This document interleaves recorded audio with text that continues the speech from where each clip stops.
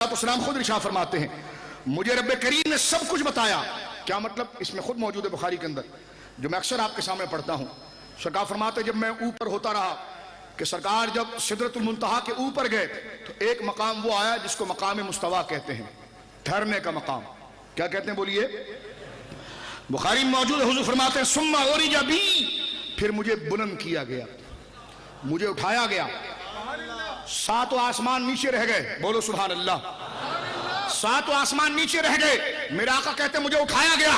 کتنا اٹھایا گیا؟ سرکار فرماتا حتی ظہرت للمستویٰ، میں نے مقام مستویٰ کو دیکھا. اب یہ مقام مستویٰ کیا ہے؟ بخاری شریف. بخاری شریف دیکھیے زبان مصطفیٰ سے فرمایا مقام مستویٰ یہ ہے کہ اسمع فیہ صریف الاقلام. وہ لوح محفوظ کا تختہ سامنے تھا. لوح محفوظ یعنی وہ لوح محفوظ جس میں تقدیریں لکھی جاتی ہیں وہ سامنے تھا. میرے آقا کہتے ہیں میری نظر اس پر پڑی، میں اس کو دیکھ بھی رہا تھا، قلم کی آواز کو سن بھی رہا تھا. اب یہ مقام کیا ہے؟ یہ مقام مستویٰ اور شریف الاقلام. میں نے قلم کے چلنے کی آواز سنی. یہ مقام کیا ہے؟ اب آپ سنیے.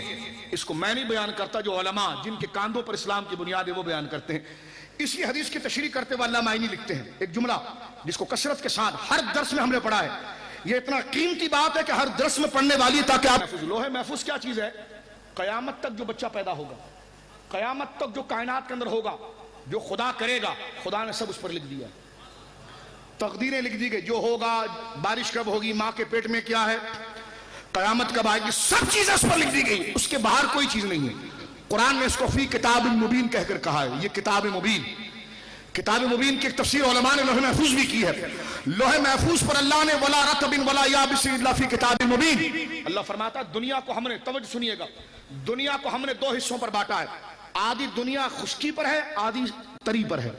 دیکھو آدھی زمین ہے، آدھا سمندر ہے. ایسا ہے کہ نہیں؟ قرآن کہتا ولا رطب ولا یابس الا فی کتاب مبین. نہ کسی خشکی کو چھوڑا ہم نے، قرآن کہتا ہے.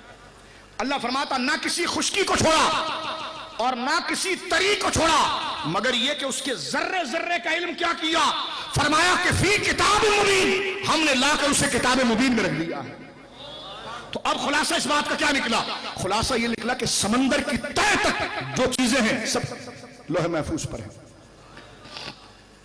اور خشکی کے اندر آسمان سے عالم علوی ہو یا سفلی ہو، ان تمام کو لا کر رکھ دیا گیا. پہلی تفسیر جو جامع سب سے ہے وہ تو یہی ہے کہ جناب وہ قرآن مجید کے اندر اللہ رب العالمین جل مجدہ نے ان تمام چیزوں کو گویا کہ نقل کر دیا ہے، جمع کر دیا ہے. ایک بات. اور دوسری تفسیر اس کی کیا ہے؟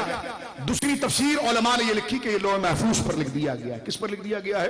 اب پہنچا تو علامہ عینی جن کا میں حوالہ دے رہا تھا وہ اس کی شرح کرتے ہوئے لکھتے ہیں، فرماتے آمین انی اقمت مقاما.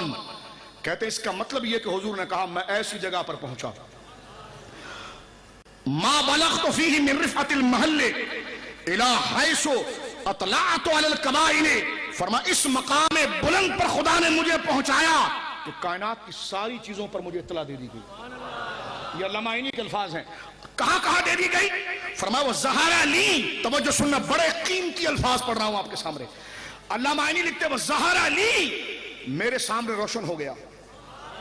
کیا روشن ہو گیا؟ ما یراد من امر اللہ. اللہ جو اپنے بندوں کے بارے میں چاہتا ہے، اللہ جو اپنے بندوں کے بارے میں قیامت تک چاہتا ہے وہ میرے سامنے آیا ہو گیا. وہ تدبیر ہی، اس کے کام مجھ پر آیا ہوئے، فی خلق ہی، جو اپنے بندوں کے لیے چاہتا ہے.